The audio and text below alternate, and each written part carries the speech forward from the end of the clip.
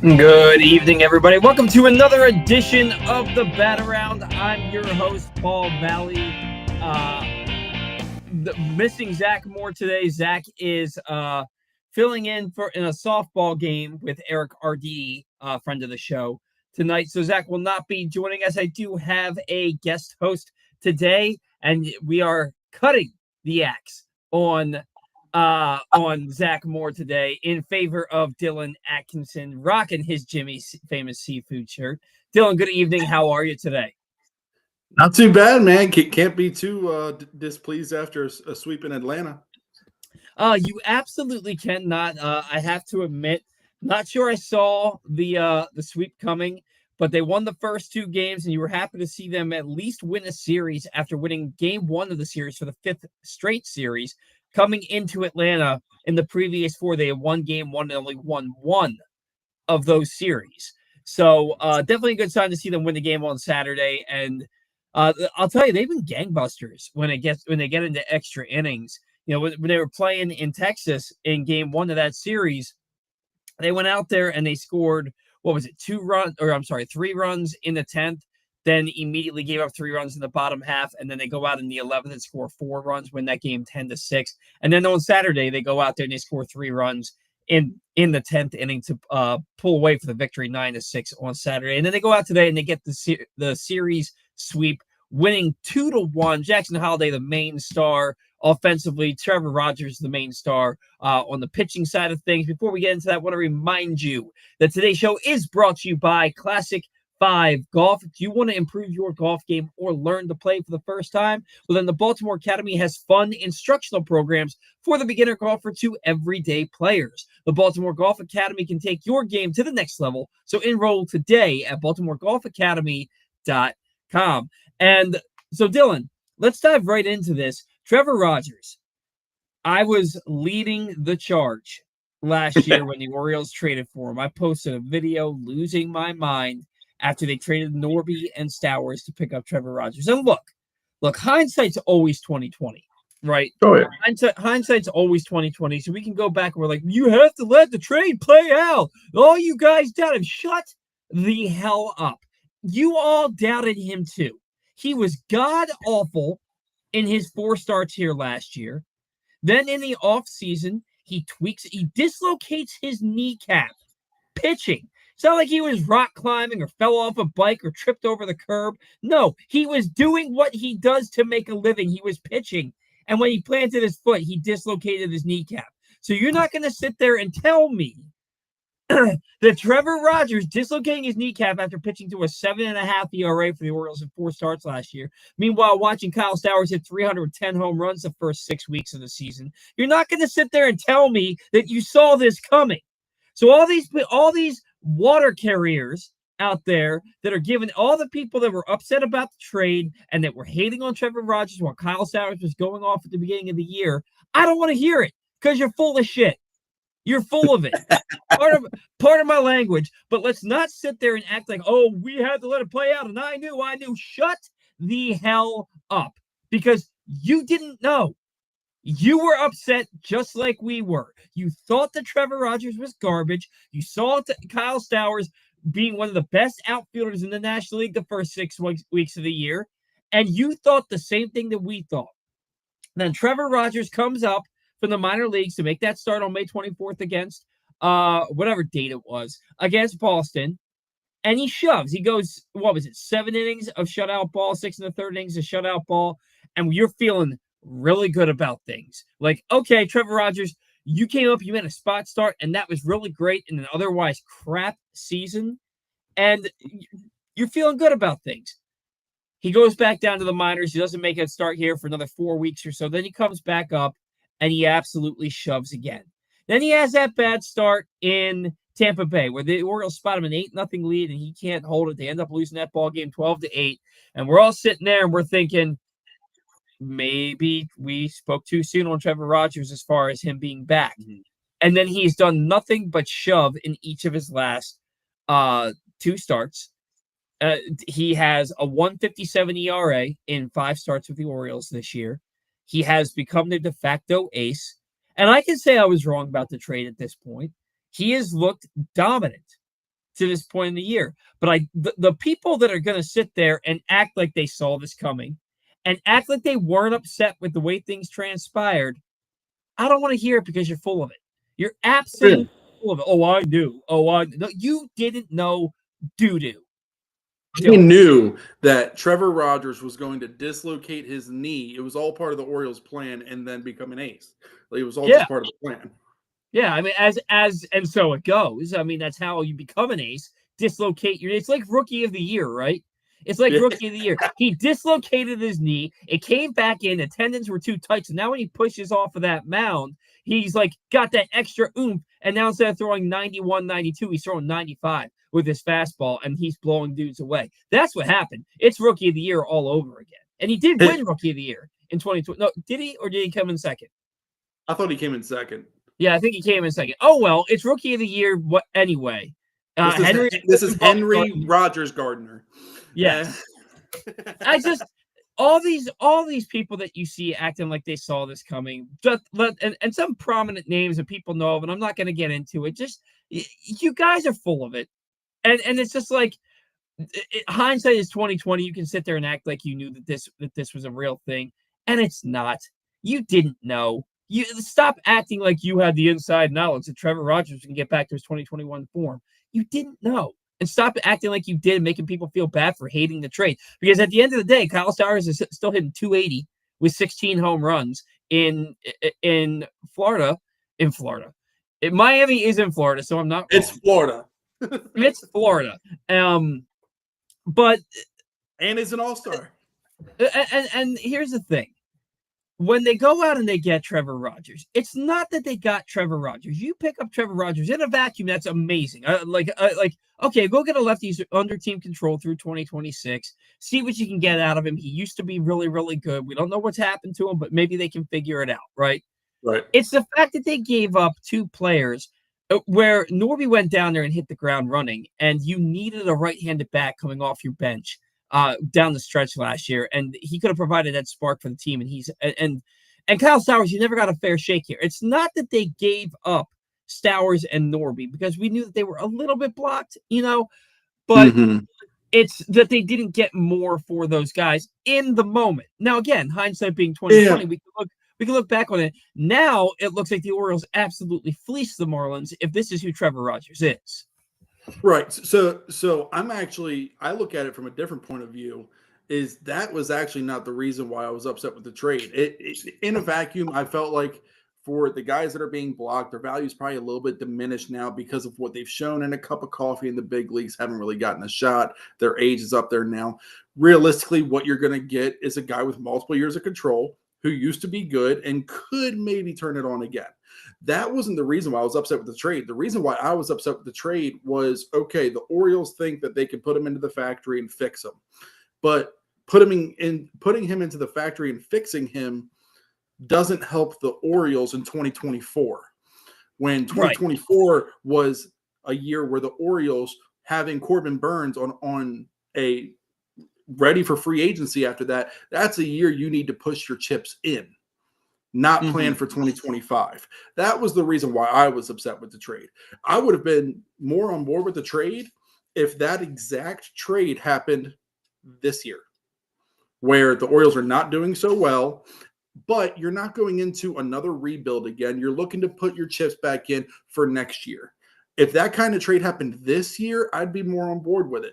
I was more upset that it was a move that was not for the current season last year. Well, and here's the thing. I get that if he's the only pitcher that they go out and get, right? But they tried to add to their bullpen with Soto and Dominguez. Dominguez became their closer down the stretch for them, and he did save 9 out of 10 tries. They traded for Eflin, who was maybe the best pickup at the deadline of any team as far as pitching is concerned. He pitched to a 2.60 ERA for the team last year, or 2.70 ERA. Now this year, he's been pitching hurt, and that's been quite obvious. And it's to the point now where he's on the IL, and he's probably not tradable at this point. Right. But what I look at there is Trevor Rogers hadn't pitched well since 2021. Right. 2022, I think he only made a handful. I think he made like 8 starts, something that wasn't very good. Wasn't good in 23. Was middling the first half of 24. He had gone something like 48 starts since 2021 with like an above 5 ERA. So Yeah. you had big enough of a sample size to say you just gave up 2 prospects. It probably would have been top 5, top 10 prospects, probably top 5 prospects on most teams, and all you got was Trevor Rogers. And like, look, we don't need a project right now. Like you said, push all your chips in. For me, it's the guy, the fact that he was the only other, that he was the second starter they added aside from Eflin, and then you didn't do anything offensively. Like you got Austin Slater and Eloy Jimenez. You know what I mean? When clearly this team had been struggling offensively the second half, basically since the 4th week of June last Mhm. year. The team was struggling offensively. They needed a spark, and none of the guys they acquired were going to give them that spark. Right. And then they didn't sign anybody worthwhile except for Tyler O'Neill, who, surprise, surprise, he's been injured most of the year. They didn't really sign anybody that was going to be that big difference maker in the heart of their order. So it's even more glaring they didn't do anything like that at the deadline last year. So me not wanting Trevor Rogers, and the thing is, I had heard rumors about Trevor Rogers a couple weeks prior to that, and I was like, if they give, and I thought to myself, he's under team control through 2026. He's left-handed. If they give up, a couple of like lower level prospects, and they get Trevor Rogers, maybe they trade a guy that's on the team now. I think that, like, maybe if they trade Austin Hayes, I'm okay with that. You know, Or it's even the fact just that one of Stowers or Norby. right, even if you trade just one of those guys as part of the package, it's the fact that they traded both of them before those guys got a fair shake. Your offense is struggling as mightily as it is, and you don't know what you have in those guys because Brandon Hyde will not play a lefty against a lefty, and he certainly won't play young guys. Like there was like a stretch where anytime a prospect had a 3 strikeout game, they didn't play for 4 days after that. It was like Brendan Hyde was allergic to getting anybody in the lineup if they struck out multiple times in a game if they weren't already experienced. So, but Trevor Rogers is here now, and it's looking like that trade was an absolute steal for the Orioles. And he goes 6 2/3 innings today of 4 hits, shutout ball, walks 2, strikes out 6. Jackson Holliday, 4 for 4, a triple shy of the cycle. He hits a 2-run homer. The rest of the team, Dillon, only had 2 hits. Yep. The re- Jackson Holiday was the entire offense today. He was the entire offense, and with Trevor Rogers on the mound, he's all they needed. He was all they needed as the Orioles go and they win that game 2-1. The aforementioned Dominguez, he comes in and I think promptly gives up a leadoff homer and then a single, and you're sitting there and you're like, oh God, oh Yep. God, here we go. But he gets through the inning, gets out of it. The Orioles sweep the Braves 2-1 to go 4-2 on this road trip. And Dillon, they started out in Texas and they win that crazy game in game 1. They win 10-6 in extra innings. And you're sitting there and you're like, all right, just win one of the next 2. Just win Yep. one of the next 2. They lose both games. Mm-hmm. And now you're just like, same old Orioles. They definitely have to be sellers. I think they lost one of those games like 9-0. There's always it seems like anytime they have a big, like, amazing victory like they did in that first game, the next day they get absolutely blown away. It was 11-3 Yep. against Tampa Bay the week before. It was 9-0 in this game against Texas with the and somehow, and I get it, you have to do it, but you're putting Brandon Young out there again against Jacob deGrom for the second time in a week. And it's like this worked so well the first time when the Orioles lost 7-0. This time they lose 9-0. And deGrom took a perfect game into the 7th inning and a no-hitter into the 8th inning. The start before that, the Orioles actually got 2 runs off him on a Gary Sanchez 2-run homer this time around. So they didn't lose 9-0. I think it was 9-2, 9-3, something like that. But this team, they will have this inspirational, motivating victory where you think maybe they're turning the corner, and then the next day they get their doors blown off. They went 4 straight series, winning the first game of the series, and only won one of those series. But then they go to Atlanta, and Atlanta, Dillon, they might be in more trouble than the Orioles right now. Yeah. It seems like they might have some clubhouse issues. I mean, the Orioles don't have a player like Matt Olson or Ronald Acuna on their roster. They don't have that Nope. guy on their roster. The Braves have both of those guys on their roster, and the Orioles still managed to sweep them and facing Spencer Strider in Game 1. That guy's one of the best pitchers in baseball when he's healthy. We had Charlie But the Morton. Orioles, yeah. Look. If you had told me Charlie Morton and Trevor Rogers would be the Orioles' best two starters here in the first week of July as we approach the All-Star break, I wouldn't believe you. I wouldn't have believed you. Maybe Charlie Morton at the beginning of the year before he made a start for the team. Not Trevor Rogers. But you would believe me if I told you that Morton and Rogers were the best starters on the team heading into the All-Star break if I told you that the Orioles were in 5th place in the American League East. That's true. You have to put that caveat out there. That is absolutely true. I would have believed you if you said that were the case. And look, you've got some guys coming back, and it's crazy because usually we do these Sunday shows and we don't have a lot of great stuff to talk about this season because this team has been not great. Although since Trevor Rogers' season debut this year, they're 24-15. Which is, I think, the third best record in the American League. They're 24-15. They were 18 games below 500 when he made his debut. They're now 9 games below 500. They've got the Mets coming to town. They've got followed by the Marlins. They have an opportunity here to maybe go 4-2 again. And look, this team is 7.5 games out of a wild card spot, they've still got, I think, 7 teams between them and the top, or 6 teams between them and that third spot. So yeah. It's still a long road to hoe, but look, they're 9 games under 500. They're playing a lot better baseball. Still wildly inconsistent. That offense, yep. I think they scored 9 runs yesterday. They only had like 7 hits. This offense is still wildly inconsistent, but you get Westberg back. You've got Kowser back in the lineup, O'Neill back in the lineup. When those guys are healthy and going right, this offense is that much better. So look, we're going to get into all of this here on the show. Things could be a lot better for Baltimore. Things could be a lot worse. I'm interested to get your take on what you think this team should do moving forward as they approach the deadline. Who should be traded? Who should go? What they need to do in the offseason? Should Mike Elias be here? We're going to get into all of that and more here in just a little bit. Just a reminder that if you or a loved one has a gambling problem, call 1-800-GAMBLER or visit helpmygamblingproblem.org for free confidential services. That's 1-800-GAMBLER or helpmygamblingproblem.org for free confidential services. So Dillon, Orioles, they're facing the Mets here coming up on Monday. The Mets just split a 4-game series with the Yankees over the weekend. Thoughts? Who are the Mets? What's their? We are the Mets. Who are the Mets? What is their saving grace? The driving force behind their second place status in the NL East. Should the Orioles and their fans be maybe not the Orioles, but should the fans be concerned about a matchup coming up with these Mets? Do the Orioles have what it takes to win a series against them? Your thoughts on this upcoming series, which could be big as they look to hit the All-Star break, playing a not good Marlins team and try and get themselves in good position as they hit the All-Star break.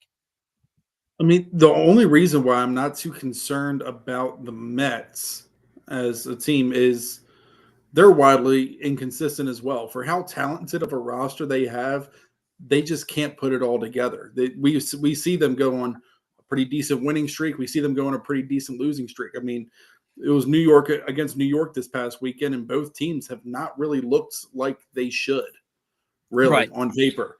I mean, Juan Soto hasn't looked like Juan Soto of last year. Not to say he's still not a good Juan Soto. He is, but certainly has been kind of a version of himself.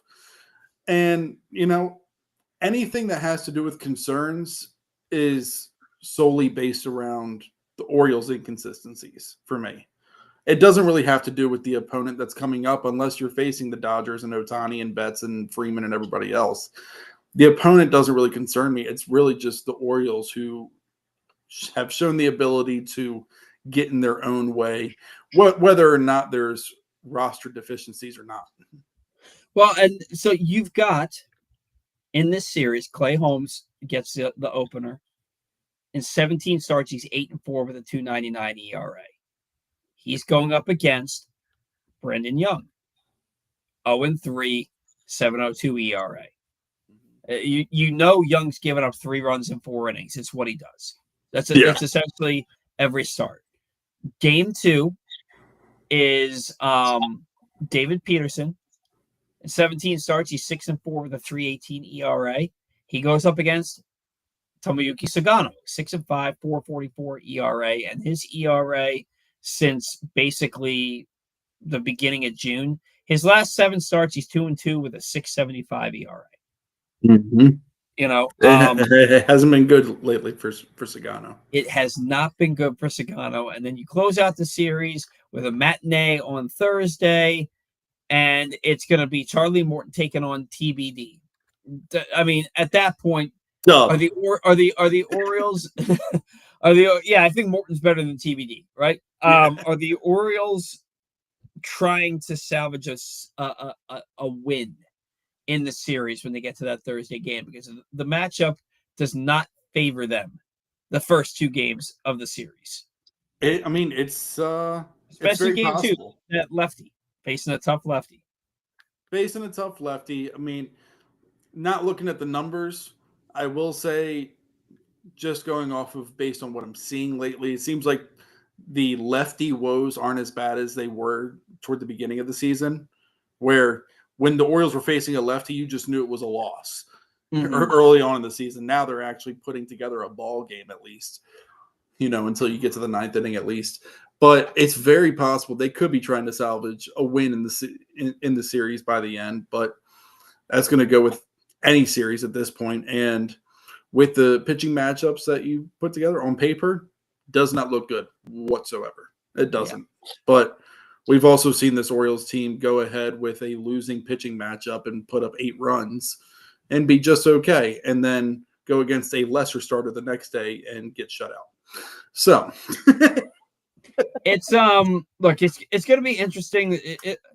What I don't see from this team, Dillon, is I just don't see the same fight that we've become accustomed to since basically 2022. I don't see the same grit and determination to go out there and win a game at all costs and know that no matter what the lead is, you're going to come back and win that ball game. Now, look, they had some nice come from behind victories on the road trip. Mm-hmm. But the fact remains that a lot of times this year they get down and they don't come back, and a lot of times they get down and it snowballs, right? And the next thing you know, it's 3-0 in the 4th, then it's 5-0 in the 6th, and then it's 9-0 in the 8th. And it seems like the moment gets too big for these guys. They can't stay within themselves, and they just start trying to hit a grand slam on every pitch, even though nobody's on base. Right. And so that's why. And then I look at guys like, and we talked about this a little bit on the Twits today. Laureano not coming through with runners in scoring position earlier today. Ryan O'Hearn is the Orioles' lone all-star representative. And he might be the coldest hitter on the team right now. He was hitting 340. And in the 30 games since then, he's hitting 204 with a 298 on base percentage and a 316 slugging percentage. 217 his last 15 games, 217 his last 7 games. He's got 2 home runs his last 30 games. He had 9 the first 50, right? And we're looking at him like, oh man, he's going to have a career year. And then, Dillon, this is what happened to him last year. And the year before. From July 4th on, he hit 231 last year with a 311 on base percentage. That ain't going to cut it. And I'm not trying to hate on Ryan O'Hearn. I think we all know the dude's getting traded. But I didn't think he had a shot to make this roster this year. They picked up his $8.5 million option. 32-year-old, bat first. It's weird to say bat first because he doesn't do anything particularly spectacular with the bat, right? But he's a 32-year-old DH first guy who plays first base and he plays the outfield in a pinch for you, but not very well. But he's their biggest commodity, and of course he's ice cold right now, as the Orioles are looking to unload him I heard that the Astros are interested. Don't know who else could be interested, but Ryan O'Hearn, is he worth more to the Orioles in a trade right now than he is to the team? Um, I would say he's worth more in a trade, and that's saying a lot just because even though he's having a good year despite his slumps and everything, he's a half year rental for a platoon first baseman DH. You're not going to get that much for him. I'm sorry. And pretty much for anyone who the Orioles are going to unload later this month, who are at the end of their 1 year deals, whatever it may be, you're really not going to get a whole lot because you're just trading a bunch of rentals away who are not Manny Machado or Juan Soto. Right.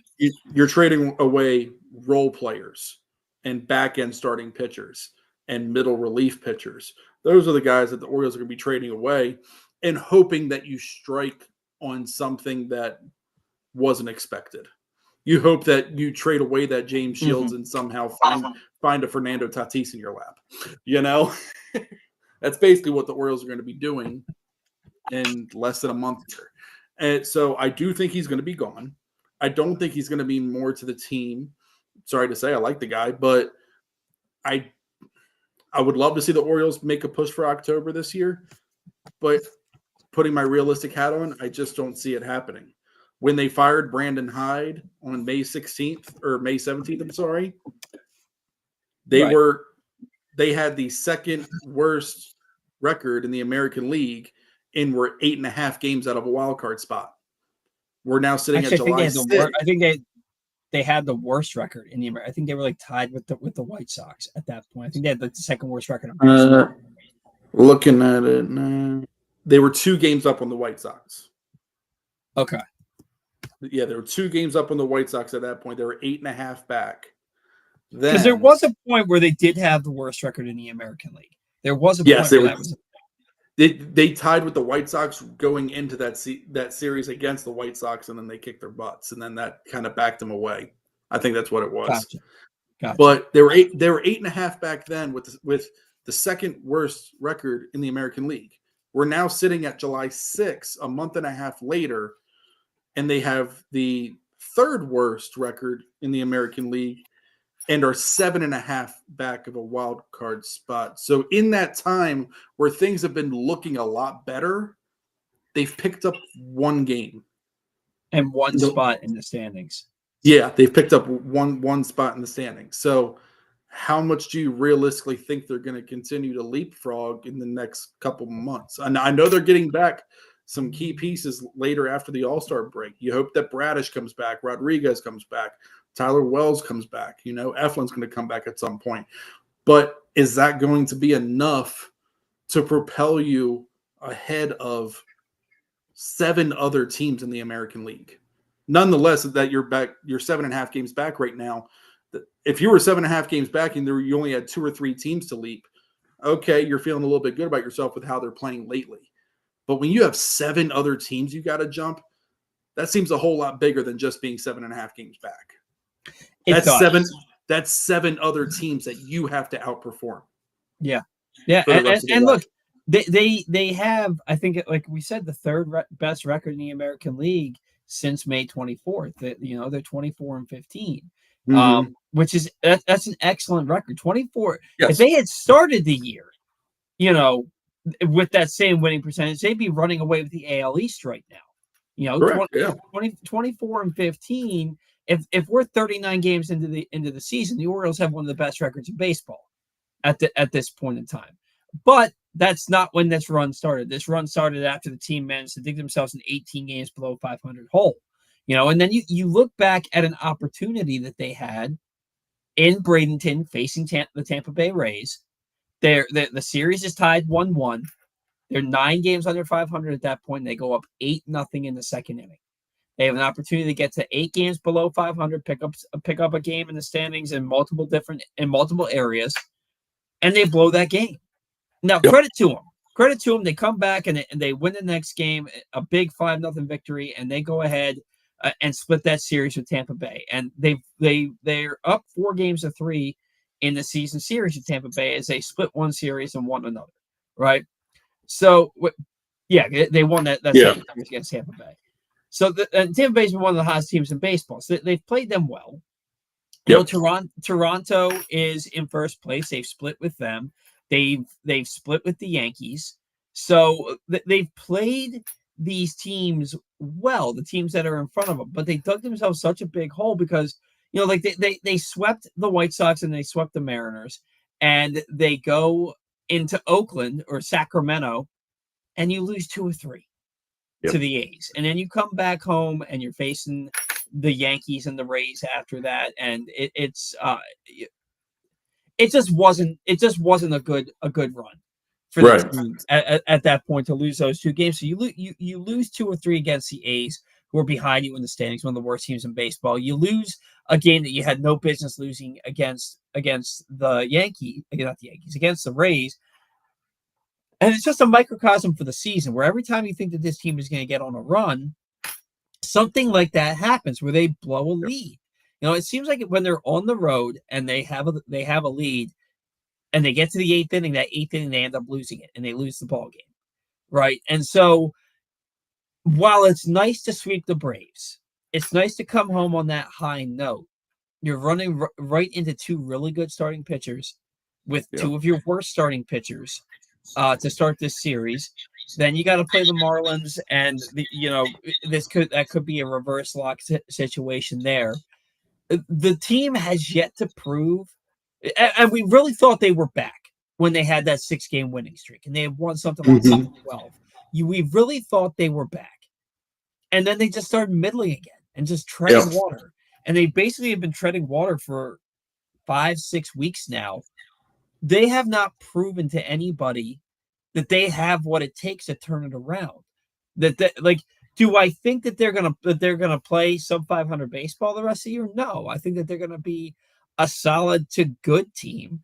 I just feel like, Dylan, that the hole that they dug themselves is a little too deep. It feels a Yep. little too deep, and like you said, they don't. It's not that, like Bob Nightingale posted today, the Orioles have won 13 of their last 21 games, and They're there's crawling 7 back. games out. Anytime he says anything good about your team, it's a kiss of death, first and foremost. Oh But I yeah. mean, they're 7.5 games out right now, and they've still got Cleveland, Kansas City, Minnesota, the Angels, the Rangers, and Boston in front of them. And those are all the teams that are on the outside looking in. Then there's a 7th team that they have to get past, which right now is Seattle. And they have to play. They've already finished their season series with Texas and LA, so that getting past them is not really. They can't play them to get past them. Minnesota, have they already finished the series with Minnesota? I I think don't they have think one so. more series with Minnesota. I think they. I think they have to go to Yeah, Minnesota still, right? I believe they're done with Kansas City. Yeah, because they faced Bubich twice, so they're done with Kansas City. Yep. They got to play Cleveland twice, right? I believe they play Cleveland twice. No, they've played Cleveland once They so have? far. Why don't I remember that? They won 2 or 3. They won 2 or 3. Oh, in that's right. That was Baltimore. like their first series victory of the year was against Cleveland. I think that was the first series. I think that I was the think you're first right. series that they won was 2 or 3 again. So they have to go to Cleveland. They've got to. Yeah. And the only reason why I know this is because I saw it pop up today. I didn't even realize how bad Cleveland was falling off right now until I saw that they lost their 10th game in a row They've today. lost 10 in a row. I saw they were 40-48, and I didn't remember Yes. seeing them below 500 before. The fact they've lost 10 in a row. Yeah, and so when I saw they lost 10 in a row, I was like, "Wow, really?" And it's funny because they lost 10 in a row and they're still above the Orioles in the standings. Isn't But that sad?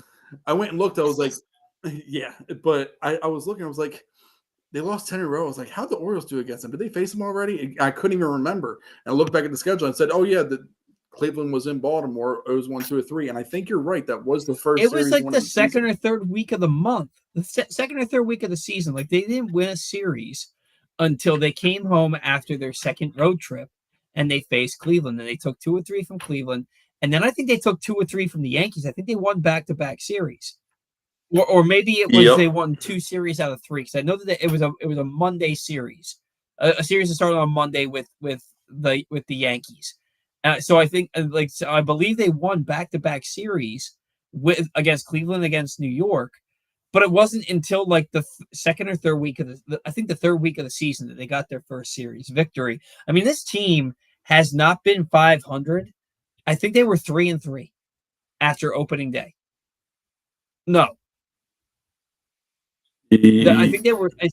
After the opening weekend, they were 2-2. They were 2-2, and then they won on they opening day. Then they lost the next day, and then I think they the last time that they were 500 was at 3-3. I don't think they've been 500 since then. I'm looking. They were 3-2. They did have a winning record because they won the first game against Boston after that 2-2 split. But I think that they haven't had a winning. They haven't had a winning record since. I think that's the last time they were 500 was 3-3. And so, look, you're talking about 6 games into the season. We're now, what are they? They're 40 and 49. You're now 89 games into the season. It's been 83 games since you were 500. And they've played some good baseball. They've played some bad baseball. They've played some mind-numbingly stupid baseball. But do I want to believe? Somebody said to me that this was the first time the Orioles have swept the Braves on the road since 1999, and they're 7 games back. And then she said, "Do you believe in Orioles magic?" I said, "No, LOL." Like I hated to be the bearer of bad news to her. I said, "No, LOL." I did when they won 6 in a row a month ago, but they keep playing inconsistent ball. I just think it's too much to overcome. I think that this team is better than they started the season, but they started it. And I'll tell you, Dylan, and I know I keep like not completing a thought. I'm right there with you, man. I'll tell you that I thought that they did themselves a great disservice in bringing Brandon Hyde back. And I know that I've been outspoken about it. I'm not trying to beat a dead horse. It's been almost 2 months since he got fired, right? But I do not believe.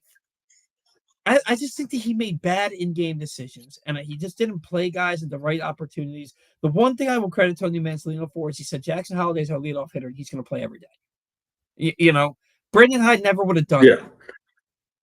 You know, what's crazy though to me, and I'm sorry not to cut you off. I was talking about this with someone on Twitter. I apologize if you're listening, but I credited Manzolino for that earlier today with saying he was going to play Holiday every day. He's our leadoff hitter no matter who's on the mound, and he has stuck to it.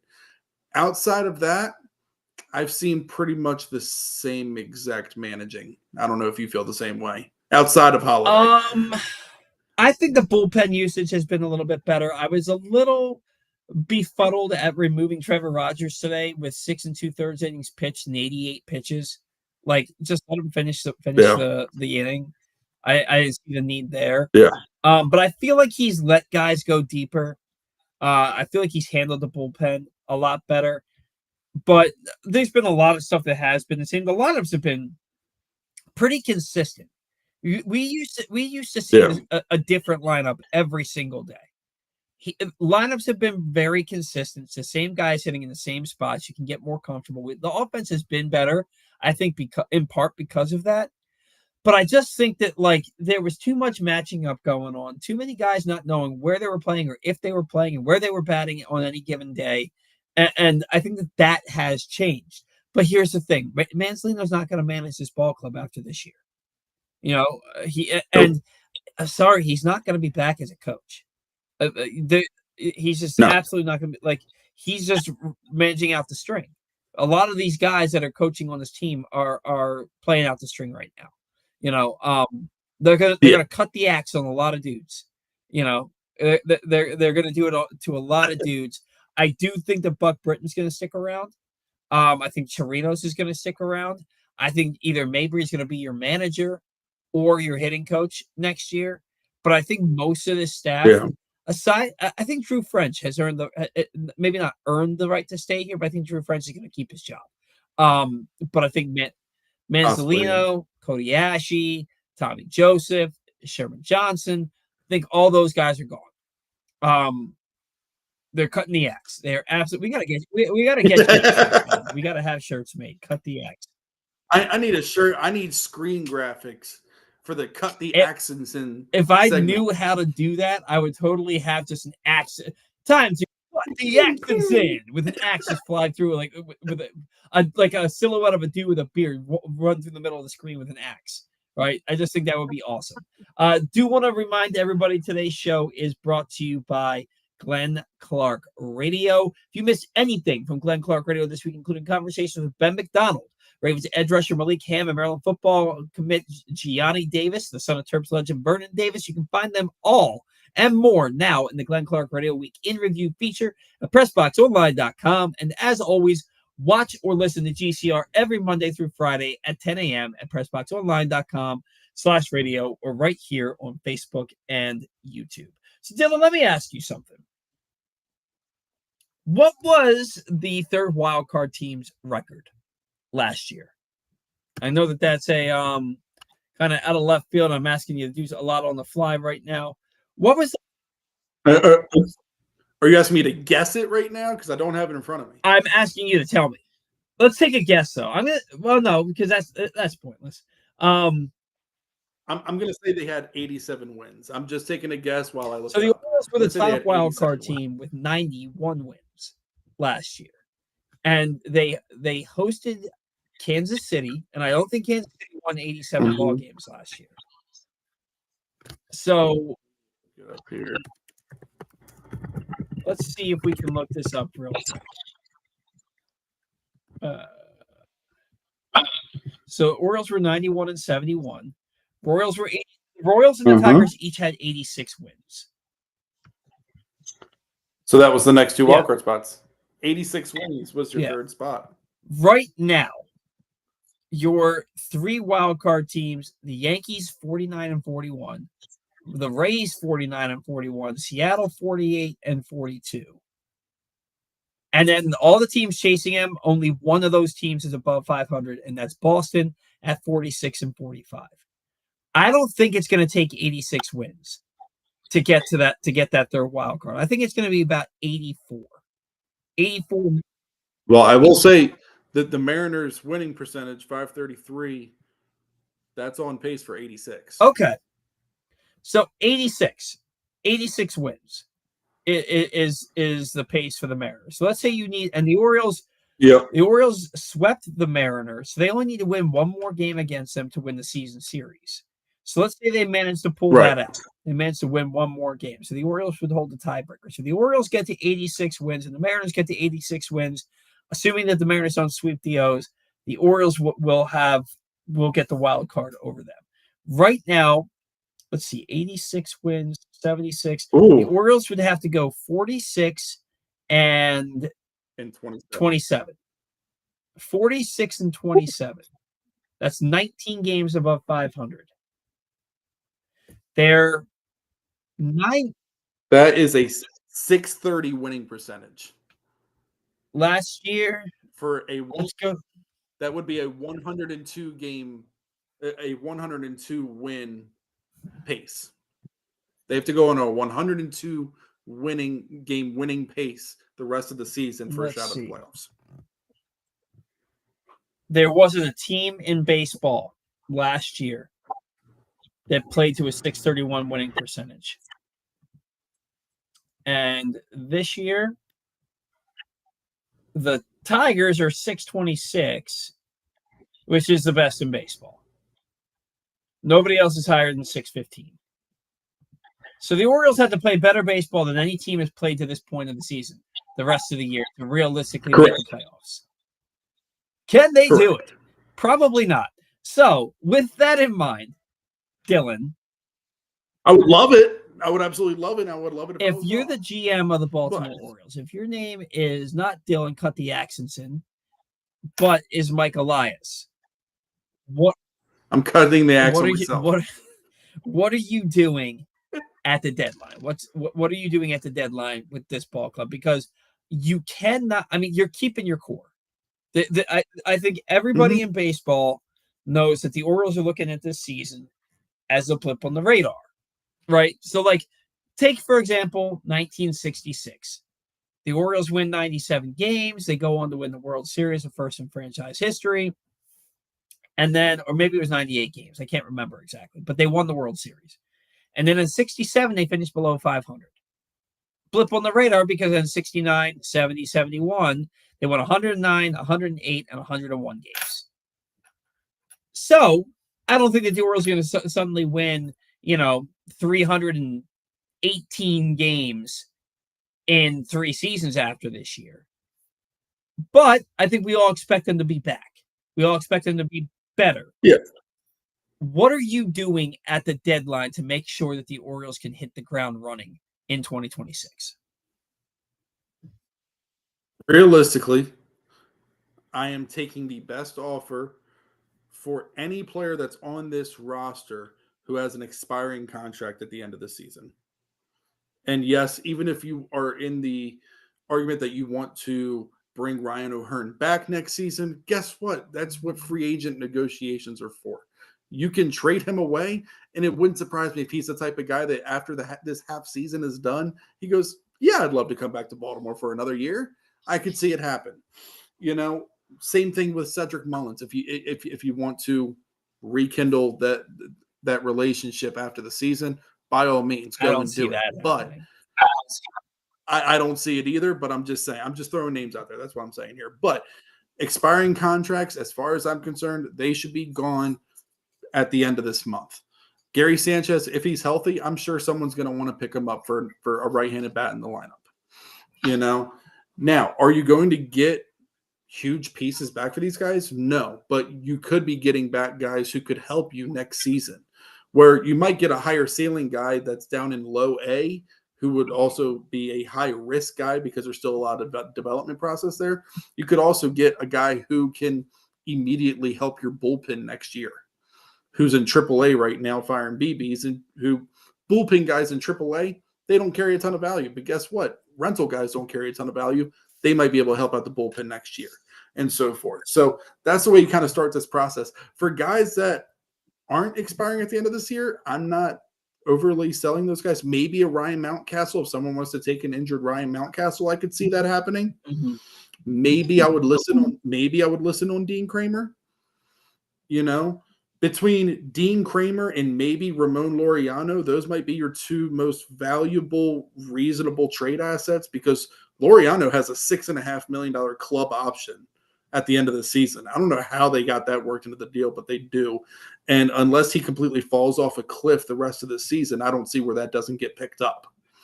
Mm-hmm. So as far as I'm concerned, he's not a half-year rental. He's a 1.5-year guy. So if they want to listen on him, go ahead and do it. But I could see him being a guy that could be back in the fold next year. So realistically, it's kind of just a retooling thing where it's guys that you don't see being a part of your team next year. Just take the best offer you can for him right now. Finish out the season with the guys you got on the club, because you're going to be getting Bradish back. You're going to be getting Rodriguez back at some point. You still got Gunnar Henderson on the team, and Colton Cowles or Jordan Westburg. You still got guys to put on the field. This isn't like you're tearing apart the 2018 Orioles and being left with Renato Nunez. You're still going to have a competitive ball club even after you sell off these expiring contract guys. Really, you're just getting your supplemental pieces, hoping something can stick later in the future, and just restarting that process. This is a retooling. This isn't a rebuild. Now, what I was saying earlier, sorry, Sure. one more second. I could see them doing a mini buying session if they find a major league guy with control that goes into next year or beyond, and being willing to part with prospects for guys like that. Could that be someone like a Sonny Gray with a heavy contract that goes into next year? Maybe. I don't know. But I could see something of that sort where you're selling off your guys who are expiring, but also making a buy move for a major league quality player who goes into next year. Well, and so let's look at the standings. I do want to see. So St. Louis is 48 and 42. They're on the outside looking in. Do you try and make a deal with them to get Ryan Helsley and Sonny Gray away from them? I don't think that they're going to be willing to sell, because they're in a 3-way tie for the third wild card spot. So probably not. Sonny Gray is a guy who's been on my No, mind. I was just throwing No, a name out sure. there. But I've been thinking about Sonny Gray, and I've been thinking about Marcell Ozuna because the Orioles need, and that, but that's only if the Orioles decide we're strictly in buy mode this year because Ozuna is expiring at the end of the year, and I don't know that you Right, want a DH only guy after this season. right. And look, this roster is going to look a lot different starting August 1st. You know, you're probably going to have Dylan Beavers playing center field up here every day. Yeah. You're probably going to have Samuel Basayo in your lineup every day, whether it's a DH, first base, or catcher. You know, Adley will be back at that point. Bradish will be back at that point. Wells. We hope Bradish will be back by that point. He probably won't be back till the second half of August. But Wells, Grayson Rodriguez. What about Sagano, and what about Eflin? Uh, I don't think you get rid of both of them.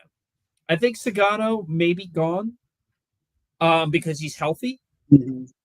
Eflin, I don't know Yeah. that you're going to be able to trade him unless he actually may be more tradable because some team may say, you know what, we're going to get him off of the IL. He's going to come back and he's going to help us down the stretch. I think Morton's gone, and I've come to Yeah. really enjoy Charlie Morton. He was Yeah. really bad the first 6 weeks of the year, but he's been really good ever since then. And the way he wears it on his sleeve, he's very candid with the media. He doesn't shy away Oh yeah. when he's bad. He had that really heartfelt, like 5-minute answer to a question earlier this year where I became an instant fan where I was just like, this dude is wearing his heart on his sleeve and he feels awful about it. He is befuddled and he's letting the world know, like, I am just as confused as you are and I want to know what's going on too. You know, and like he made an instant fan out of me. Not that I wasn't a fan before, but like I didn't care that he had been so bad because I just felt so bad for him, you know? Right. But he's gonna be gone. He's gone. One of Eflin and Sagano is gone. Dean Yep. Kramer, you may be able to get something back for Dean Kramer because he's still under team control and he can look like a number 2 and he can look like a number 4A, like a 4A Yeah. pitcher. You know, Yeah. like it just depends on which version, but he's still a quality big league starter who can fit into the back of a contending team's rotation and get you big innings down the stretch. This rotation, can they afford health wise to go with Bradish, Wells, and Rodriguez in their rotation uh, from the second half of August on? And the other thing I want to ask you is Cade Povich. Is he a starter in the future for this ball club, or are they going to move him to the bullpen? I don't see them moving him to the bullpen. I mean, unless it's just strictly as a long reliever, mop up duty type thing. I really don't envision Cade Povich, and I could be totally wrong on this. I really don't envision him being a short inning reliever, a middle reliever in the big leagues. I imagine him being a guy who's going to give you innings, whether it's 4 or 5 innings as a starter or 3 innings in mop up duty. And you know, there's times that he shines and looks pretty okay out there, and there's other times where he just looks completely lost on the mound. You know, so it's kind of a toss up there. There's times where I put him in the same conversation with TJ McFarland, putting a throwback on there. You know, and I could see him being a up and down guy for the Orioles for the next several years. You know, being a guy to make spot starts here, long reliever here, could make 10 starts for the Orioles in a given season. Another 10 10 appearances out of the bullpen, and the rest of it is in Norfolk for the next 3 years. I could see it, and there is value in that in a 162 game season. But at this given moment, I do not pencil Cade Povich into my 2026 Baltimore Orioles rotation. I see him as a competitor for mop-up duty in the bullpen. Well, and that's right the thing. now, He can get through the first. Sorry, am I delayed? I went to a baseball reference page, and sometimes when I do that, it slows things down here. So I feel like I start to ask a question, and then you start to answer it as I'm getting into the explanation of my question. Like, can you hear me in real time right now? I got you now. You were delayed there for just a second. Oh, okay. We're good. So he's good. Povich is good for 3 innings, and then the next thing you know, he's getting his tits ripped off in the fourth. Am I allowed to say that? in the fourth I don't think inning you or should the be fifth asking inning. me that. I'm the Yeah, right. guest here. Well, yeah, no, you're right. You're right. We'll see if anybody is listening, I get some FCC stuff or whatever. I don't think we have anything to do with the FCC on internet radio, but we shall certainly see. I look at Povich as being a quality big league reliever. I think he's proven that he can't get through a lineup a third time. And a lot of times he can't get through a lineup a second time. And so for me, that's a guy who screamed, and you know that he can ramp it up if he's coming at you for an inning or an inning plus out of the bullpen. I look at him as a guy who's going to be in the bullpen for the Orioles. For the rotation next year, I think we both agree that you're going to have Bradish and Rodriguez and Trevor Rogers at the top of your rotation. If Dean Kramer is still here, it's Kramer. Mm-hmm. And we're just talking about internal guys right now, right? Internal guys right now, but it leads to the external because, oh man, sorry. It leads to the external because do the Orioles try and re-sign like an Eflin? And you know that you've got Wells and Rodriguez and Bradish, and you hang on to Dean Kramer. And do they think that rotation is good enough for next year, or do they go out? Do you trust Mike Elias to go out and sign a legitimate starting pitcher? It's going to be a better class this year than it was this past season. Like the top of the class this past season was amazing, with Freed and Snell and Corbin Burns, although 2 of the 3 have barely pitched this year. But the rest of the class was, Evaldi, but he spent a good bit of the time on the IL. I don't think Manaea is doing much. I know that Severino wants out of Sacramento, Oakland, Vegas right now. That took long. Yeah, I know, right? So like, do you go out and you try? Does Elias go out and try to sign a legitimate starting pitcher in the offseason or two? Does he stand pat, or does he try to sign somebody that's mid-league to fill out his rotation, knowing he's got 3 potential aces at the top? And is it Mike Elias making these moves, or is it somebody else?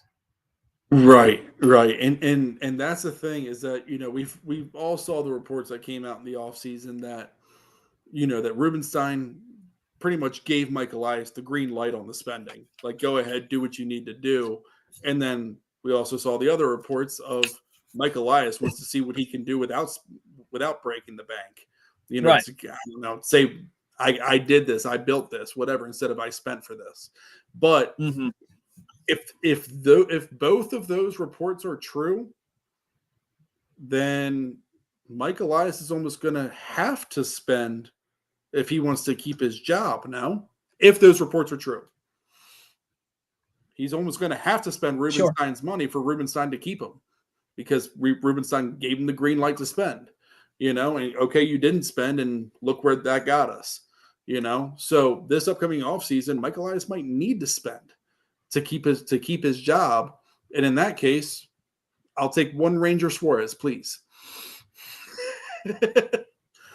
But are the Phillies really, really willing to get rid of him? He's a free agent, so I don't know if the Phillies. I can't imagine he doesn't re-sign with them, though. Like I cannot imagine he doesn't re-sign with them.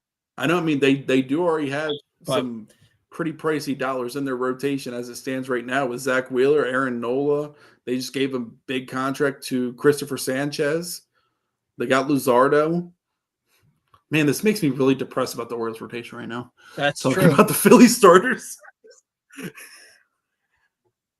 Oh man, well, but I haven't heard much from Aaron Nola. Has he really pitched much this year? I think he got hurt about a month ago. I don't think it was an arm injury. I think it was something else, like a rib cage or something like that. But I haven't heard much from him this year. And Luzardo, I don't think he's been pitching much either, right? I know that he was hurt. He had like the back issues, right? I'm honestly not sure. I can't speak to it. So let's see. Luzardo he's made 18 starts. He's 7-5 with a 4.44 ERA for the Phillies this year.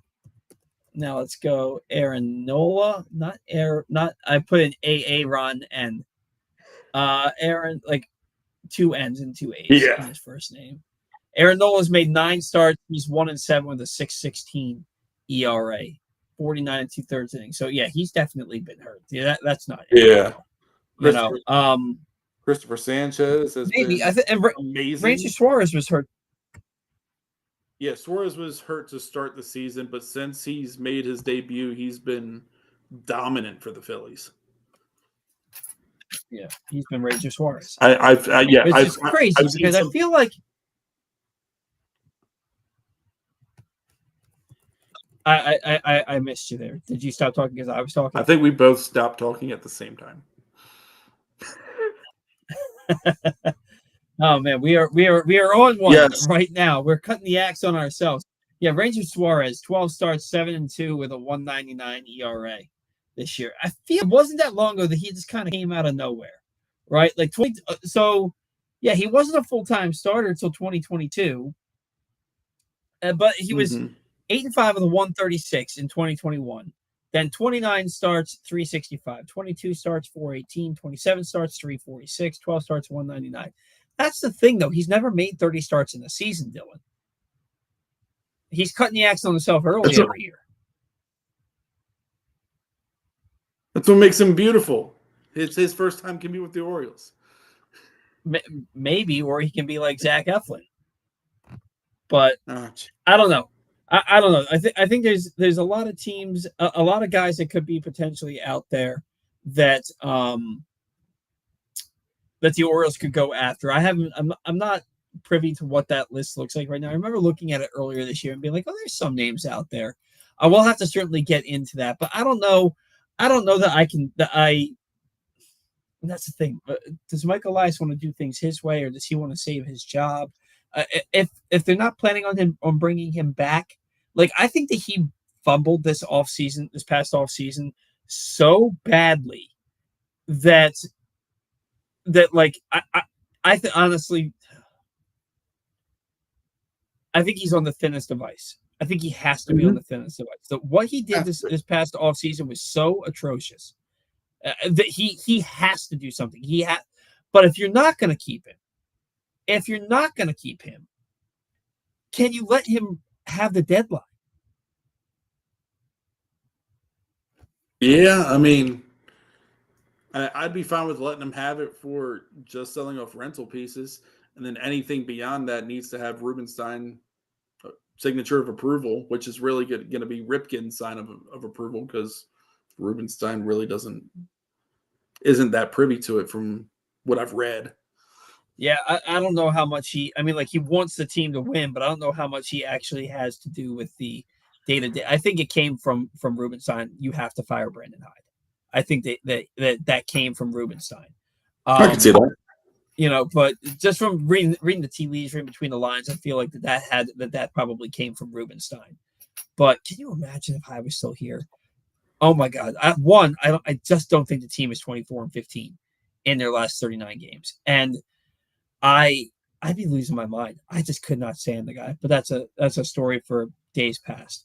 Hey, and that's not to say it was all his fault.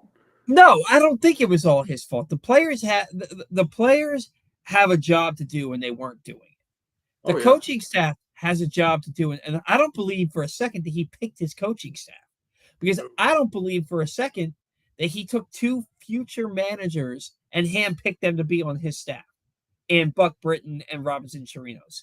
Like Buck Britton, who has managed just about every guy on his roster in the minor leagues, and they loved him and he won championships with them. There's no chance that Brandon Hyde picked him to be on his roster, to be on his coaching staff. And not only that, but it was the Orioles front office that let go of Freddie Gonzalez at the end of last year. Mm-hmm. Freddie Gonzalez was Brandon Hyde's second-hand man. He loved that guy to death. Right. So I don't think Brandon Hyde would have made that decision to let go of Freddie Gonzalez.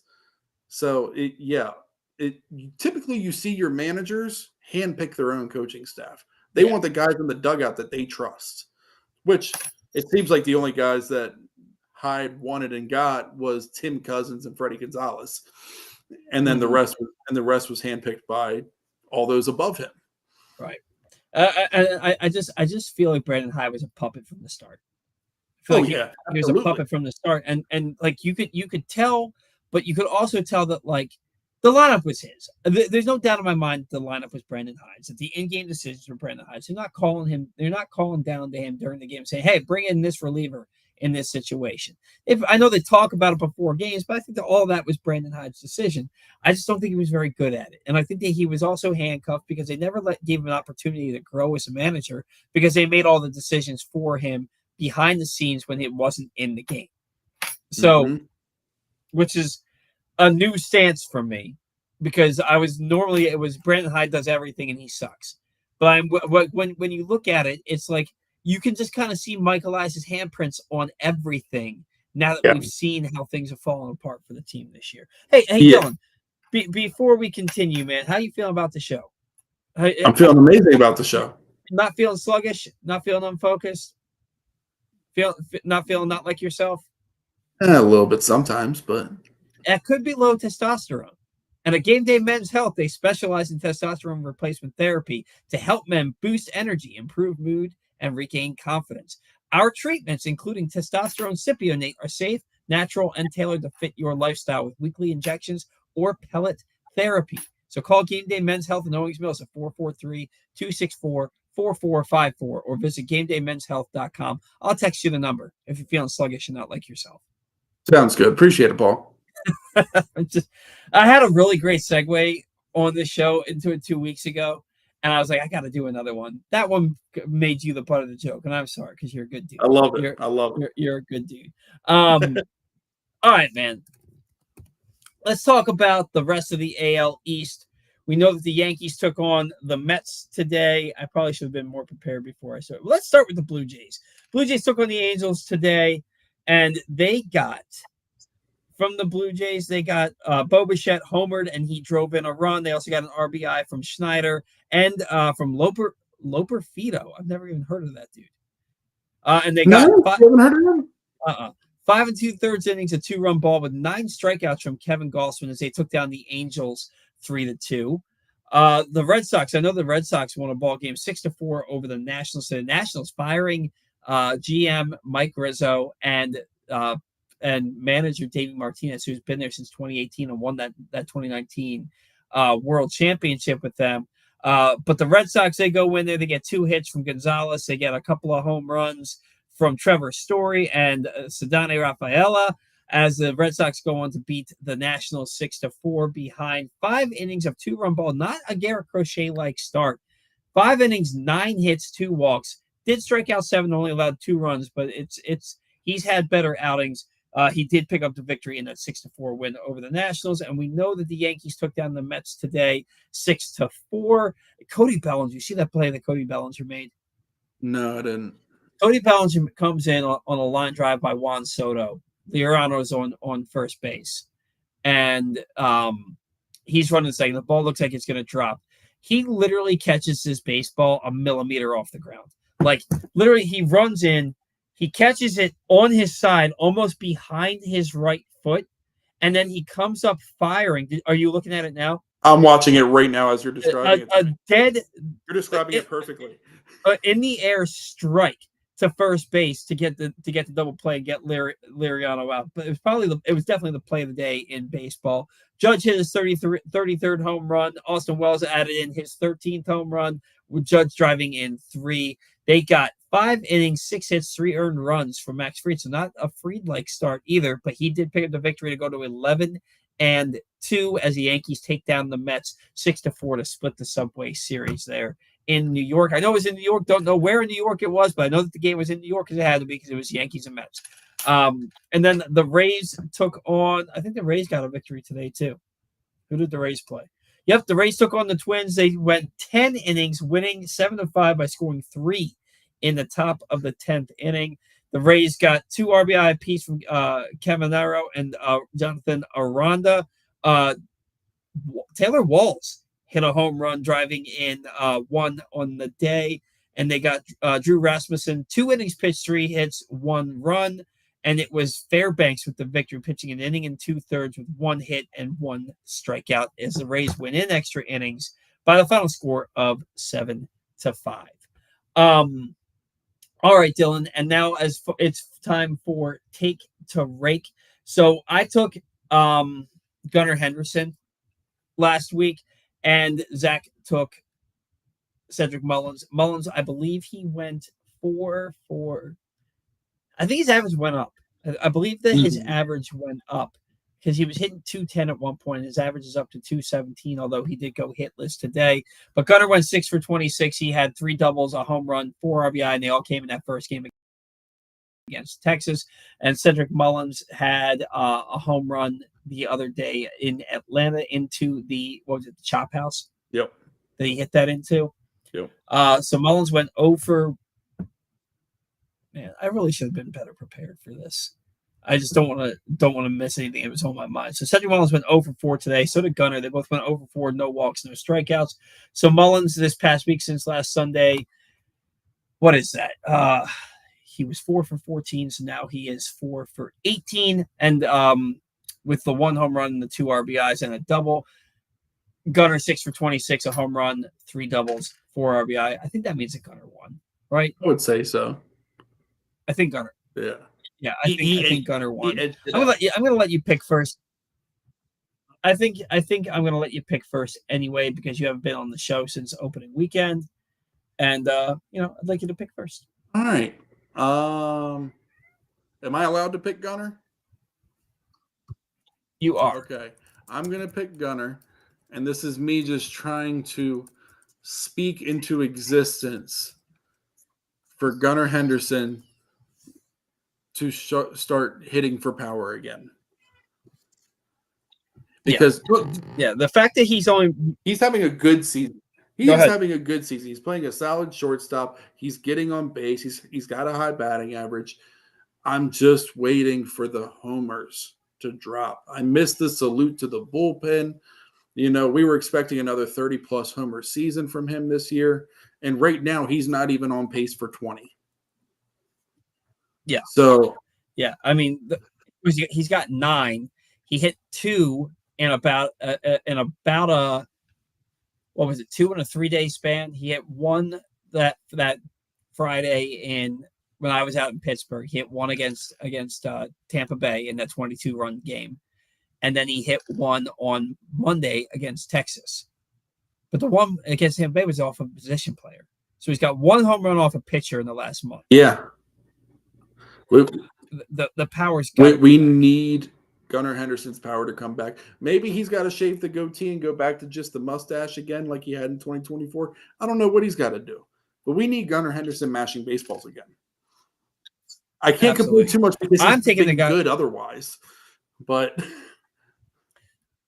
I'm going to take the guy who, anytime he comes off the IL or comes back from a few days off from an injury, mashes baseballs. And that's Jordan Westburg. Hit 2 home runs in the series in Atlanta, including a 461 shot to dead center, an absolute moonshot rocket from Jordan Westburg. So I'm going to take Westburg.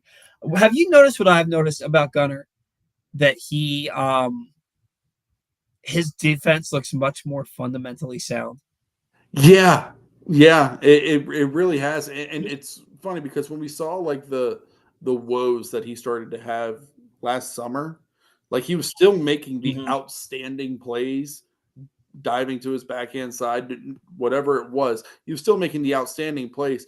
When a routine ground ball hit to him, you just had a feeling something was about to go wrong. And he always was fielding it on the run. Oh yeah, he fielded everything on the run and then threw on. He had to throw on the run to throw a strike to first base. He couldn't set his feet and throw to first base. He would purposefully make a throw on the run just because he knew that's how he would throw a strike. Right. Well, now I'm watching him on a routine ground ball. He sets his feet. He fields the ball fundamentally sound. He takes it, does a double pat, 2 strides, 2 sideways strides to first base, and then he throws a strike over there every time. He looks like a fundamentally sound shortstop. And I just remember watching him his first 3 seasons and being like, he's making errors because he fields every ground ball the same. He fields it on the run, whether he backhands it on the run, coming in on the ball, or he fields it on the side. Every he's never setting his feet and never setting his feet to throw. Of course, he's making a ton of errors. And I think that you can tell that they've been really working on that with him. And they've been telling it, I think they've also been telling him, stop trying to hit home runs. I think it's been just take your swing, your bat speed, your bat to ball ability is going to cause you to drive the ball out of the ballpark naturally. Just focus on hitting line drives, because he's been hitting line drives. He's been hitting well. He's the batting average is, I mean, it's at 271. It was up at 280 earlier in the week. I mean, Laureano was at 287 the end of last week, and now he's down to 274. But Gunner's he's having a nice season, but the power, 9 home runs this year, the power just isn't there. He had 4 RBI on Monday and none since. He's got to start driving the baseball. So I like that you're trying to give him the good juju. Today, that segment is brought to you by County Sports Zone. Find every score from every high school sporting event all year long at countysports.zone. Proudly sponsored by your local Toyota dealer and by atoyota.com. Dylan, let's get to some viewer interaction. It is so much easier to do viewer interaction. This is no offense to you. When Zach's on the show, we have hundreds of viewers because he hooks it up to like everything. And he's a former minor league player, so he has a big following. We have when you're on the show, it's more like the old days when we would have a decent amount of comments, but it wouldn't be. It's not 250. And there's no way that we're going to get through them all. Oh, I know I'm not Zach Moore. I know I'm not Zach Moore here. Dude, I love having you on the show, man. Your baseball knowledge is top notch. So don't. Adit, if Rogers finishes the year with a sub 3.10 ERA, you entertain an extension similar to a 3-year, $45 to $55 million deal in the offseason for him. That's honestly a good question. Do you consider locking him in, and maybe not to these figures, but do you consider just going ahead and making the decision early to lock him in for even longer? Is he going to want to do that? I mean, with the arm problems he's had in the past, he may want to lock in faster. I mean, if it's 3 years, $45 million, he's pitching the way that he is right now. Let's say that he finishes this year. Let's say he wins 8 ball games this year and he finishes the season with a 3 ERA or lower. Is he going to want to bet on himself and explore free agency after next season? And do the Orioles want to make sure? Do you want to give him the first half of next year before you start discussing an extension? For me, if he continues like this the rest of this season, if I'm the Orioles, I'm at least approaching the subject with Rogers in the offseason. Mm-hmm. But if I'm Rogers, if he really thinks he's healthy and this is who he is from now on, he's best to just bet on himself for one more year, enter free agency after his age 28 year, and secure himself a bag. So, yeah, it's a good question. It's a good question because, I think he's got to prove it to himself and he's got to prove it to the team that this isn't. I mean, he's 5 starts. Yeah, we saw what was it in 2022? We saw Bruce Zimmerman go get 5 starts in with like a 2.30 ERA, and then he gave up like 18 home runs in 3 starts. It was. I think we can agree though that Trevor Rogers. He's not Bruce Zimmerman. Well, yeah, but I think we can agree that Trevor Rogers' stuff looks better than Bruce Zimmerman. With Bruce Zimmerman, we were kind of waiting for, all right, when's he going to get rocked? It's coming, right? Yeah, it was. I liked Bruce Zimmerman's curveball. I thought he had a big league curveball, but that was about it. And there's a reason he's not in the league anymore. AJ, Scheist, I just turned on. Dillon in the house. What up? Followed by Dillon. They cut the axe on Brandon Hyde. That's how long it's been since you've been on the show. It's been almost 2 months since Brandon Hyde got fired, and he's like, Dillon, they cut the axe. He's letting me know. AJ, been living under a rock. Dillon Atkinson. The Nats just cut the axe on Mike Rizzo. Should we hire him? No. No. I've got nothing. I mean, I don't know. I don't know that you. it's a tough thing to say. I don't know that Mike Elias is going anywhere. I think Dave Robinson giving Mike Elias another off season. I think he'll give him the deadline, and if he botches the deadline, but I also don't know that David Rubenstein knows what botching the deadline looks like. And I'm honestly, for me, it's really, for where the Orioles are right now, it's really hard, in my opinion, to truly botch this deadline. If you're just doing a sell-off of your rental pieces who are going to contract expire at the end of the season, all you got to do is just tell the fans this was the best offer we could get for him, and we really can't say anything about it. You know? Yeah. I mean, they botched that fire sale in 2000. I don't know if you remember that, but they got rid of Harold Baines, Charles Johnson, B.J. Surhoff, Mike Bordick, and the only player they got back that was worth anything was Melvin. Hey, Moore. I love Melvin Moore. We saw Brooke Ford. I'm saying I loved Melvin Moore. I mean, he still holds the single season record for batting average for this team, 340 in 04. That guy was good for 27 homers and 100 ribeye steaks every year. I loved Melvin Moore. I love he was the only player that they got. It was iconic. Yeah. You just right. But yeah. But like Brooke Fordyce, Trinidad Hubbard, who else did they get? Like that's the thing. You can't remember anybody else because Trinidad Hubbard was. I just remember being like, I've heard of him before, but he sucks. And Brooke Fordyce because he was the Orioles' de facto starting catcher. And I think he started one year like 1 for 37. AJ, I have that same shirt, Paul. I got it for Father's Day from my beautiful daughter. AJ says, I think the polar bear is coming out of hibernation this series and will be feasting on Oriole pitching, unfortunately. Has he been in hibernation? He's having a good year. I thought so too. You look at Peter, when we talked about him on the show like last week or the week before, he sent like 290 with 18 home runs. I'm pretty sure Pete Alonso is having a great year. I hope to the point where he's having a great. He's not opting in next year. No, he's having an outstanding. He's having a career year right now.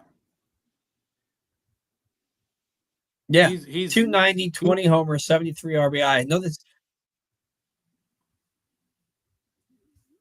So Seiya Suzuki, just a couple of days ago, was leading the majors in RBI at 73, and Pete Alonso has 73 RBI. So he's top 5 in RBIs right now. Yeah.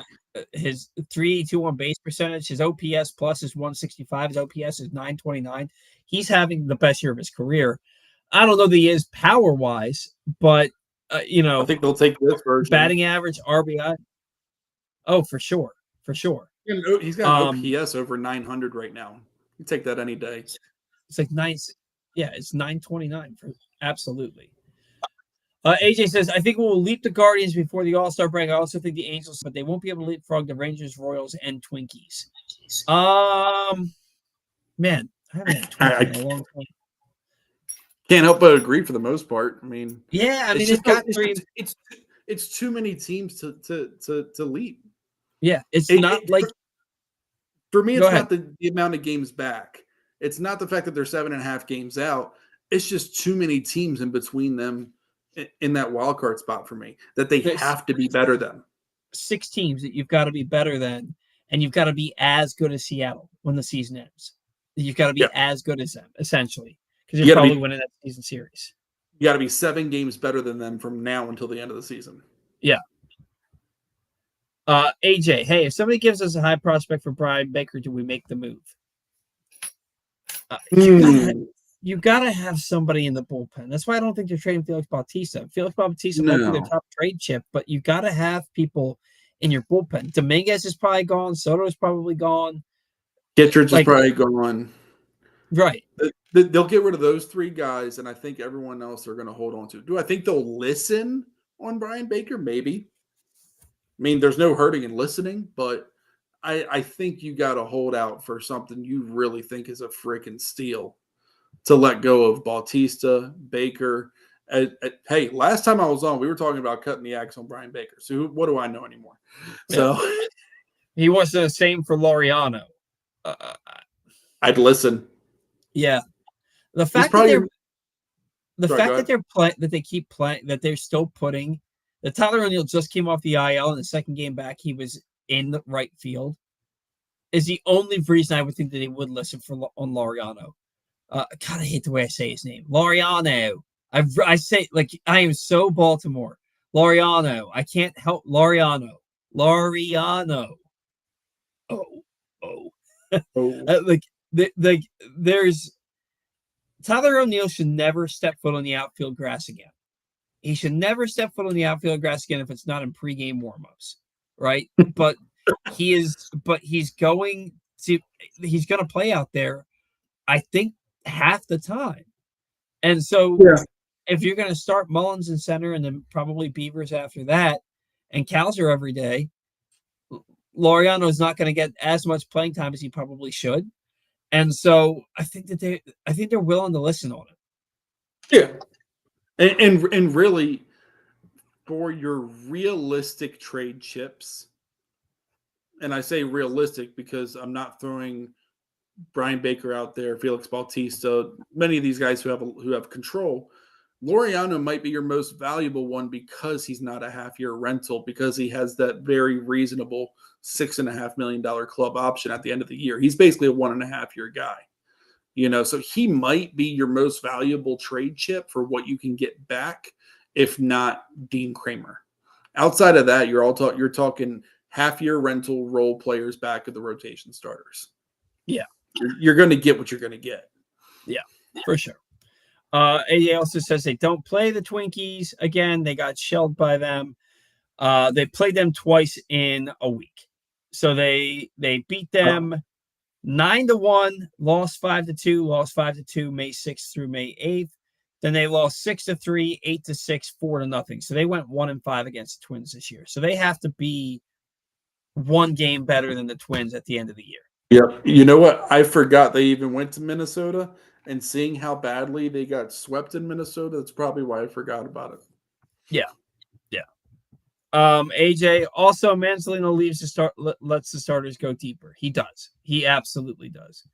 Yep. Can Zach Britton be the bullpen coach? I mean, all he threw was a sinker.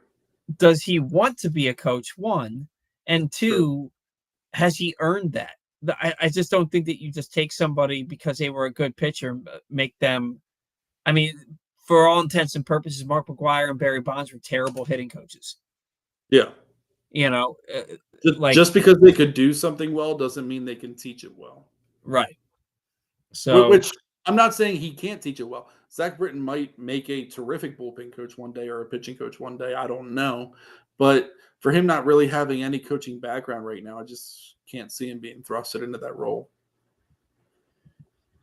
Ryan Schutler, if I pronounced your name wrong, I'm sorry.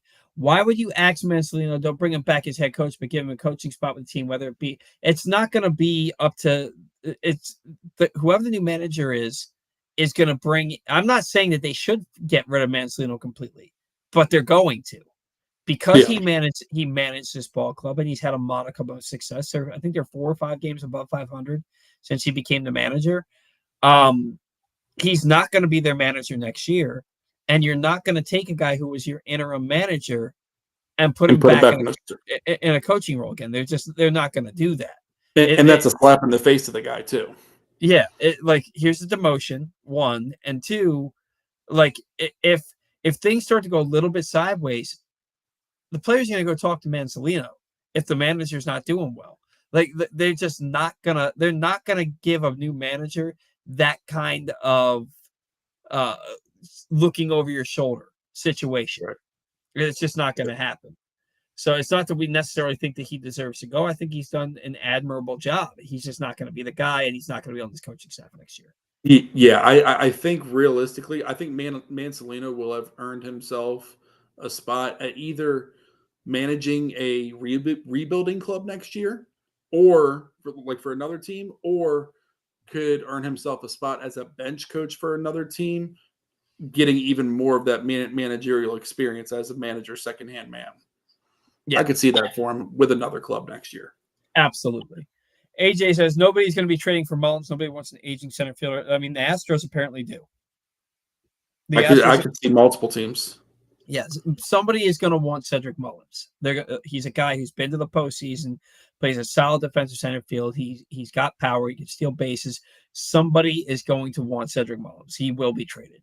Hell, AJ's even the Dodgers will take him as a fourth outfielder at this point. Like, someone's going to want him for some capacity. Yeah. AJ says I'll take Framber Valdez and Kyle Tucker if he is a free agent. I'd take Valdez. Of course, I would take Kyle Tucker. Here's a couple of things. Everybody in the Orioles lineup is left-handed. Every player in the Orioles lineup, not named Jordan Westburg, is left-handed. Add more. And look, he's better than everybody in the Orioles lineup. He's better. I get that. But you're like, I'd sign him, but now you're going to be running into the same situation where you have a ton of lefties in your lineup. 2, if you don't think that he's signing with Boston or the Yankees or the Dodgers in the offseason, you are sorely mistaken. You are sorely mistaken. Oh, yeah. Yep. Like, can you imagine Kyle Tucker playing in Yankee Stadium 81 games a year? I don't want to. You're just making me sad now. But as far as the left-handed thing, I totally get that, and it can make for a very confusing top of the order because you don't want to put Jackson Holliday, Gunnar Henderson, or Kyle Tucker any further down than third in the lineup, so you're opening the lineup with three lefties. If the Orioles were to come up with the money and sign Kyle Tucker, this is pipe dream, of course. But at the same time, at least it wouldn't be adding another lefty onto what they already have. He would technically be the Ryan O'Hearn replacement. That's true. That's true. He would do a lefty-lefty swap there. AJ says it's Cyprionate, not Scipionate. Well, AJ, I have the live read right here, and it's spelled phonetically SIPPY-O-NATE. There is no R. So maybe it is Cyprionate, but I can only read what they give me, and they spelled it out phonetically. So if it's Cyprionate and not Scipionate, I apologize, but it's not my fault because I only read what they give me in these reads. And I've been reading it like this for a month and a half now. So if it's and he says Gunner, it's a Gunnar, not Gunner. I knew you were going to do it. It's AR in his name, AJ. And I can blame you for that one. Gunner. I mean, not AR, not ER. He only wrote what I gave him. Give him a break. Yeah, no, you're right. Is Heston Kjerstad's career over? No. I mean, it might be in Baltimore. And then you'll see him go to like Cincinnati or something and hit 25 home runs next year. But it's definitely not over. A lot of things have to turn around for it to not be over, but yeah, it's not done. AJ says, okay, I want Pete Alonso more. Pete Alonso would be a big get for this team. Pete Alonso would be a great get for this team.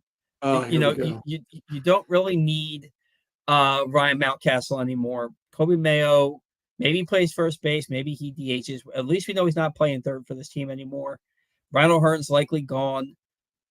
I could see Alonso and Basayo and Adley and Mayo all splitting time. God, can you imagine? Can you imagine? And then the Orioles sign Severino, and they keep Soto. And so Yennier Cano and Gregory Soto and Pete Alonso and Kobe Mayo and Ryan O'Hearn and O'Neal. Tyler O'Neill. It's like Ryan Laureano.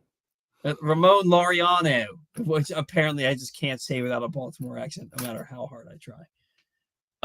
Golly, man, all of those names. Tim Cook would be losing his the prerequisite to signing a player to the Orioles is you gotta fit the name requirements, and you gotta make sure that they don't need Ciprione.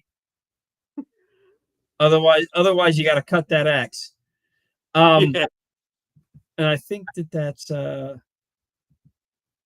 I think that's going to do it for the comments. I think that's going to do it for the comments today. Today's show has been brought to you by the latest edition of Press Box Print, which is available now on the cover. We profile Baltimore's first ever basketball Hall of Famer.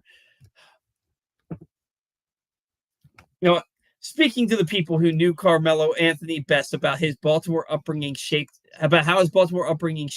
his legendary career. Also inside Bo Smolka profiles Ravens second-round pick Mike Green, and our annual summer travel section shows you the sports events and activities your family should check out all summer long. You can find a new issue all throughout the region, including at 60 Royal Farm stores, and you can read it all at PressBoxOnline.com. Also, we are calling all athletes and families, don't miss Football versus Football, a free sports and wellness festival Saturday, July 19th from 10 to 6 at Baltimore Peninsula. Meet retired Ravens, other former NFL stars, and pro soccer players. Join youth sports clinics, get free health screenings, and enjoy food, music, and family fun. Powered by United Healthcare, presented by Sports Legacy Group, and supported by University of Maryland Orthopedics and 1-800-GAMBLER. That's going to do it for us here on the Bat Around. Dillon, thank you so much for joining us on the show. It's always great fun talking baseball with you. Thank you for helping us cut the axe on today's show. Hell yeah, cutting some axes. Thank you to all of our sponsors. Without you, we don't have a show. Thank you to all of our loyal listeners, viewers, fans. Without you, we do not have a show. One more comment here as we're hitting the witching hour. Adeep Mahmood. Rizzo said to someone off the record who put it up on Twitter, I carried that ownership group for 20 years. That ownership doesn't suggest a good relationship. I don't think that that's exactly what he said. I think he said I withstood that ownership group for 20 years. But either way, I took it the same way when I heard it too.